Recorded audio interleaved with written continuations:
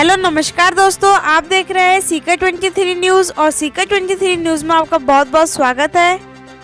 सीकर की ताज़ा तरीन खबर देखने के लिए हमारे यूट्यूब चैनल सीकर 23 को सब्सक्राइब करें और सोशल मीडिया फेसबुक, इंस्टाग्राम और ट्विटर पर फॉलो करें। धन्यवाद। हेलो नमस्कार दोस्तों, जैसे कि आप सभी को पता है कि सीकर 23 न्यूज़ ने एक मुहिम छेड़ रखी है सीकर में। सीकर के 65 वार्ड 65 सर्वे, उसी सर्वे के तहत उसी सर्वे के दौरान आज हम पहुंचे हैं वार्ड नंबर 45 की रेखा बिजानिया, जो कि भारतीय जनता पार्टी से पार्षद हैं, पार्षद प्रतिनिधि के पास में संदीप कीचड़ हमारे साथ मौजूद है और इनसे जानेंगे और आप सभी को रूबरू करवाएंगे कि इन्होंने अपने वार्ड के अंदर गुजरे कार्यकाल में, जो 2 साल का कार्यकाल गुजरा है, उस कार्यकाल में अपने वार्ड में इन्होंने किस किस तरीके के विकास कार्य करवाए हैं, आने वाले 3 सालों में किस किस तरीके के विकास कार्य इनको करवाने हैं, कोरोना काल में इन्होंने अपने स्थानीय लोगों को किस किस तरीके की सुविधाएं मुहैया करवाई थी, और भी कुछ जो बातें हैं वो सारी बातें संदीप जी कीचड़ से ही जानेंगे कि उन्होंने अपने स्थानीय लोगों को किस किस तरीके की सुविधाएं मुहैया करवाई है। तो सर, बहुत बहुत स्वागत है आपका सीकर 23 न्यूज़ में। हाँ, आपको पहले तो मैं नमस्कार करता हूँ। और फिर सबसे बड़ी बात तो ये है कि हमारा वार्ड मतलब क्षेत्रफल की दृष्टि से सीकर शहर के अंदर सबसे बड़ा वार्ड है मेरे हिसाब से। और यहाँ पर जो 25 सालों में जो काम नहीं हुए विकास कार्य, वो हमने 2 सालों के अंदर विकास कार्य करके दिखाए हैं। जैसे वार्ड के अंदर मतलब कोई रोड वगैरह की साफ़ सफाई हुई, कोई नालियों की सफाई हुई, तो इनके हमने कंप्लीट सफाई एक महीने का रोटेशन बना के हर महीने में 1-2 बार मतलब सफाई कर्मचारी आते हैं, सफाई करते हैं, और झाड़ू वाले झाड़ू भी निकालते हैं टाइम से टाइम। घर घर से कचरे की गाड़ी हमने टाइमिंग रूप से डेली पर्पज़ के हिसाब से लगा रखी है। और वार्ड इतना बड़ा है कि हमारे को बहुत सी दिक्कतें आई, लेकिन आज हमारा वार्ड एक विकास और साफ़ सफाई के अंदर मेरे हिसाब से बहुत अच्छा है। 25 सालों में जो नहीं हुआ वो इन 2 सालों में हमने करके दिखाया है। सर, आपका ये जो वार्ड है जयपुर रोड के ऊपर इंडस्ट्री एरिया में शांति नगर है, और वार्ड नंबर 45 से आपकी आप पार्षद प्रतिनिधि हैं। ये जो 2 साल का जो कार्यकाल गुजरा, किस तरीके का विकास कार्य आपने करवाए हैं? जैसे आमतौर पर वार्डों के अंदर समस्या देखी गई है, लोग सड़कों से परेशान हैं, लोग स्ट्रीट लाइटों से परेशान हैं, लोग कचरे से परेशान हैं, लोग नालियों से परेशान हैं। किस किस तरीके की सुविधा आपने आपके स्थानीय लोगों को प्रदान की है ये 2 साल के पीरियड में? हमने 2 साल के अंदर जैसे सड़कें और नालियाँ, लगभग जो प्रमुख रोडें हैं उनको हमने एक टारगेट के रूप में लिया है, और वो काम हमने मतलब 50% कर भी दिया है। उसके अंदर जैसे रोड और नाली ये मेन मुद्दा लेके चले हैं। और फिर दूसरा मुद्दा ये रखा है कि जो स्ट्रीट लाइटें हैं, मतलब वार्ड के अंदर रोशनी की जो समस्या रहती है आम आदमी को, वही कोई रात को निकले कोई और है, तो वो लाइटें हमने ऐसे मेन मार्गों पे, मतलब जैसे हमारे को नगर परिषद के द्वारा 15-20 लाइट मिलती हैं। अब जैसे शहर के अंदर भी यही क्रम रहता है, भाई उनको भी हमारे बराबरी लाइट मिलती है। लेकिन मेरा वार्ड क्या है कि भारी वार्ड है। भारी वार्ड का मतलब ये है कि ये खुला वार्ड है। यहाँ पर जैसे अभी वर्तमान में कई खेत वगैरह हैं, तो आगे चल के उनमें कॉलोनियाँ भी कट जाती हैं, तो वो कॉलोनियाँ कटती हैं तो फिर उनमें पोलों की संख्या भी बढ़ती है, तो फिर वहाँ पर हमारे को लाइटें भी लगानी पड़ती हैं। तो शहर के अंदर ये चीज़ मतलब नहीं होती। वहाँ पर जो फिक्स हैं खंबे, गलियाँ, हर चीज़ फिक्स है। वहाँ पर वो लाइट उनको भी मिलती है, तो वो पता नहीं लाइट का क्या करते हैं। लेकिन मेरे पास जैसे लाइटें आती हैं तो मैं मेरे हर बार जैसे दीपावली पर 5-10 लाइट मैं मेरे खर्चे से लगाता हूँ, और रोशनी की पर्याप्त मात्रा में ऐसे चाहता हूँ कि भाई कोई सा भी एक भी कोना अंधेरे में नहीं रहना चाहिए मेरे वार्ड का। और हमने ये मतलब 100% काम कर दिया है, कहीं पर भी अंधेरा 1% भी नहीं है। कंप्लीट गलियों के अंदर लाइट की फुल व्यवस्था है।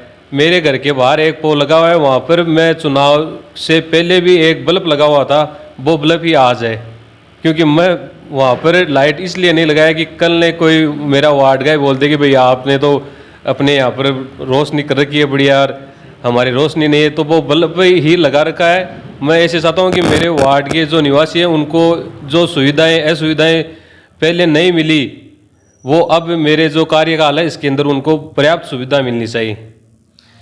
सर, आने वाले जो 3 साल आपके बचे हैं कार्यकाल के, उसके अंदर आपको किस तरीके का वार्ड बनाना है, किस तरीके की लोगों की सहायता करनी है? आने वाले जो 3 साल बचे हैं उनमें मैं तो मेन तो जैसे साफ़ सफाई को ही लेके चलता हूँ। एक तो साफ़ सफाई और एक लाइट की व्यवस्था। तो आगे जो मेन मेरा पर्पज़ ये है कि भाई मैं ऐसे चाहता हूँ जो मेन मार्ग है, मुख्य मार्ग है, एक तो जैसे सीवर लाइन का कंप्लीट काम हो जाए मेरे वार्ड का। जो पानी वो सीवर लाइन का हो जाएगा तब क्या है कि अपने जो नालियों में पानी उनी जो वेट रहता है वो डायरेक्ट सीवर लाइन के अनुसार ही आगे चला जाएगा। तो थोड़ा साफ़ सफाई में हमारे को वो मतलब जोर कम देना पड़ेगा। तो मैं तो 3 साल में ये चाहता हूँ कि कंप्लीट पूरे वार्ड में सीवर लाइन का काम हो जाए। जो अभी मतलब वार्ड में 25% ही काम हुआ है सीवर लाइन का, तो उसको एक कंप्लीट कराने का मेन मकसद है। और मेन मार्ग की जो रोड है वो कंप्लीट कराने का मेन मुद्दा वो रहेगा। सर, ये अभी पीछे देखा गया था काफ़ी कुछ दिन पहले कोरोना काल कोविड-19 से लोग बाग बहुत ज़्यादा ग्रस्त थे, और अधिकतर वार्डों के अंदर नोटिस किया गया है कि मजदूर तबका जो है वो कुछ ज़्यादा तादाद में है। कोरोना काल में आपने किस तरीके की सुविधाएं अपने वार्ड के जो मजदूर तबका लोग हैं उनको प्रदान की थी? किस तरीके की आपने सुविधाएं उनको दी थी?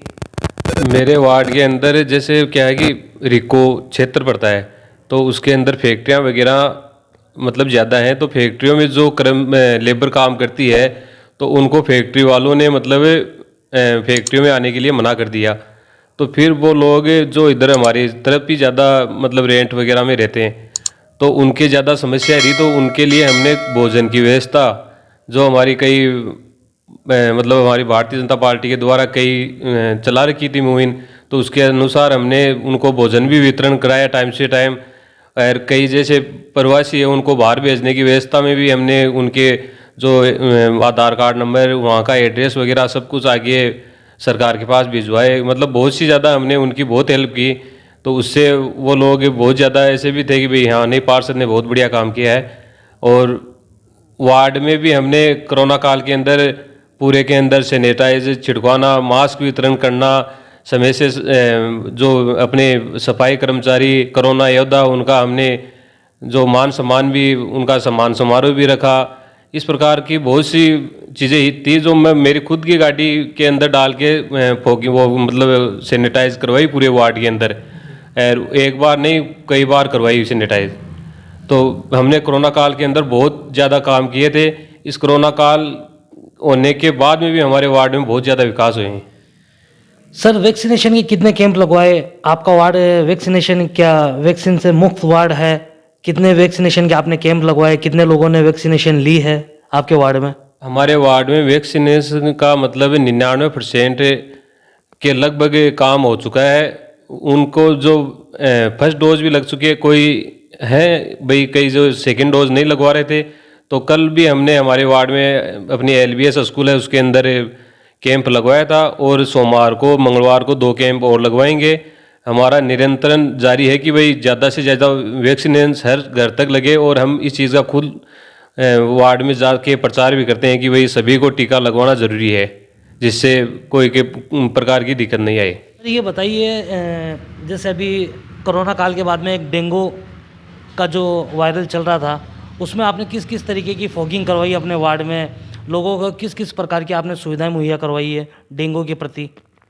डेंगू जैसे मतलब पहले तो कोरोना आ गई थी, तो कोरोना के अंदर भी मतलब हर आदमी इतना ज़्यादा एक तरह से जैसे हमारा एरिया मतलब डेली कमाने खाने वाला है, तो उसके अंदर उनके भी आर्थिक संकट आए। जैसे कई कोरोना से ख़त्म भी हो गए थे, उनका हमने सरकार के द्वारा कई प्रकार की उनको सहायता मिले। तो इसलिए आगे से हमारे पास फ़ोन भी आए थे कि भाई आपके मतलब जो नॉलेज के अनुसार कि भाई ये व्यक्ति कोरोना से ही ख़त्म होया हुआ है, तो उसकी आप हमारे को रिकॉर्ड मतलब भेजो। तो उस प्रकार हमने कोई 5-6 लोग हमारे वार्ड के मतलब कोरोना से ख़त्म हो गए थे, तो उनका हमने आगे रिकॉर्ड भी भेजा है। और फिर ये जो डेंगू जो महामारी आई थी, तो इसके अंदर भी क्या है कि हमने वार्ड के अंदर कंप्लीट तो फॉगिंग करवाई है।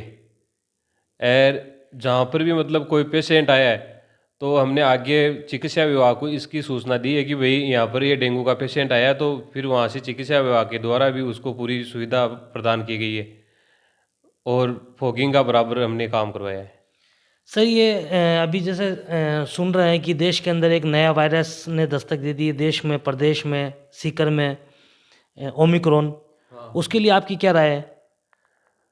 ओमिक्रॉन जो ये नया वायरस आया है, तो इसके लिए तो जो सरकार की जो गाइडलाइन बन रही है उसका पालन करना चाहिए। और मेरे हिसाब से हम तो मतलब पहले से जो कोरोना से लड़ते आ रहे हैं, आगे फिर वो डेंगू आ गया और फिर ये एनिक्रॉन क्या है, इसके लिए भी हम तैयार हैं।